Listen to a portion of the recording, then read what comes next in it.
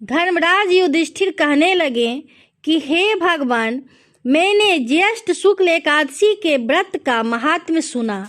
अब कृपया करके आषाढ़ कृष्ण एकादशी की कथा सुनाइए।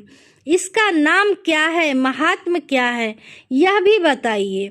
श्री कृष्ण कहने लगे कि हे राजन, आषाढ़ कृष्ण एकादशी का नाम योगिनी एकादशी है। इसके व्रत से समस्त पाप नष्ट हो जाते हैं। यह व्रत इस लोक में भोग कर और परलोक में मुक्ति देने वाली है। यह तीनों लोकों में प्रसिद्ध है। मैं तुमसे पुराणों में वर्णन की हुई कथा कहता हूँ, ध्यान पूर्वक सुनो। स्वर्ग धाम की अलकापुरी नामक नगरी में कुबेर नाम का एक राजा राज्य करता था। वह शिव भक्त था और प्रतिदिन शिव की पूजा किया करता था। हेम नाम का एक माली उसके यहाँ काम करता था। पूजन के लिए उसके यहाँ फूल लाया करता था। हेम की विशालाक्षी नाम की सुंदर स्त्री थी। एक दिन वह मानसरोवर से पुष्प तो ले आया, लेकिन कामासक्त होने के कारण वह अपनी स्त्री से हास्य विनोद करने लगा। इधर राजा उसकी दोपहर तक राह देखते रहे।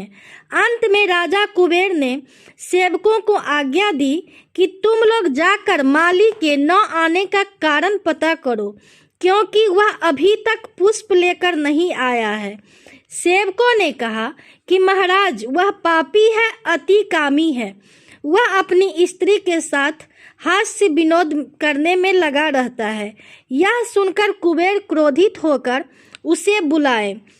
हेममाली राजा के भय से कांपता हुआ उपस्थित हुआ। राजा कुबेर ने क्रोध में आकर कहा कि अरे पापी, नीच, कामी, तूने मेरे परम पूजनीय ईश्वरों के ईश्वर श्री शिव जी महाराज का अनादर किया है। इसलिए मैं तुझे श्राप देता हूँ कि तू स्त्री का वियोग सहेगा और धरती लोक पर जाकर कोढ़ी होकर रहेगा।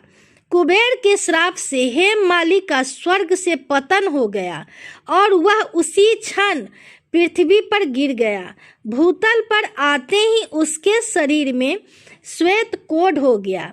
उसकी स्त्री भी उसी समय अंतर्ध्यान हो गई। धरती लोक पर आकर माली ने महान दुख भोगे।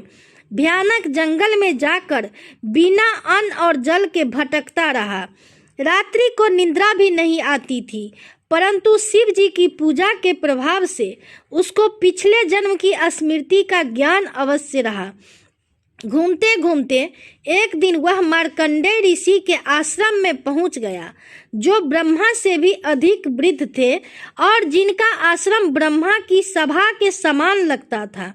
हेममाली वहां जाकर उनके पैरों में गिर गया और उन्हें देखकर मार्कंडेय ऋषि बोले कि तुमने ऐसा कौन सा पाप किया है जिसके प्रभाव से यह हालत तुम्हारी हो गई है।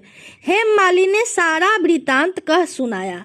यह सुनकर ऋषि बोले कि निश्चित ही तूने मेरे सम्मुख सत्य वचन कहे हैं, इसलिए तेरे उद्धार के लिए मैं एक व्रत बताता हूँ। यदि तू आषाढ़ मास में कृष्ण पक्ष की योगिनी नामक एकादशी का विधि पूर्वक व्रत करोगे तो तेरे सब पाप नष्ट हो जाएंगे। यह सुनकर हेममाली ने अत्यंत प्रसन्न होकर मुनि को साष्टांग प्रणाम किया। यह सुनकर मुनि ने उसे स्नेह के साथ उठाया और हेममाली ने मुनि के कथनानुसार विधि पूर्वक योगिनी एकादशी का व्रत किया। इस व्रत के प्रभाव से अपने पुराने स्वरूप में आकर वह अपनी स्त्री के साथ सुखपूर्वक रहने लगा। भगवान कृष्ण ने कहा कि राजन, यह योगिनी एकादशी का व्रत 1000 ब्राह्मणों को भोजन कराने के बराबर फल देता है। इसके व्रत से समस्त पाप दूर हो जाते हैं और अंत में मनुष्य इस लोक के सुख को भोग कर स्वर्ग को प्राप्त होता है।